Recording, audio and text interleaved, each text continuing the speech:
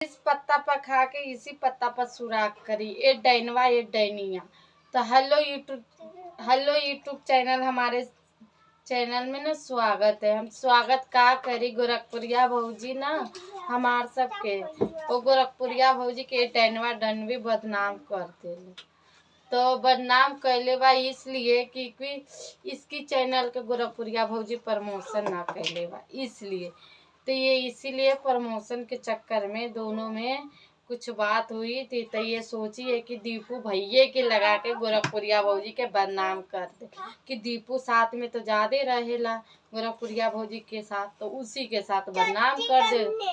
तो कह रही हूँ गोरखपुरिया भौजी को कि दोनों को भैया भाभी आप बना के ही गलत कहलू, कहे के दोनों भैया भाभी ना ये दोनों डैनवा डैनी बा, क्योंकि गोरखपुरिया भौजी के ना एकदम दोनों मियाँ बीवी बदनाम कर व्यूज के लिए बोले कि दीपू के साथ पकड़ी गई, एक खुद दोनों डैनवा डैनी डोगली मियाँ बीवी बहुत डैनवा डैनी। मुझे भी कमेंट पे कुछ कुछ बोल ये ना डैनवा ये डैनिया, बंदरवा बंदर भी पत्ता पर खाती पत्ते में सुराख करती।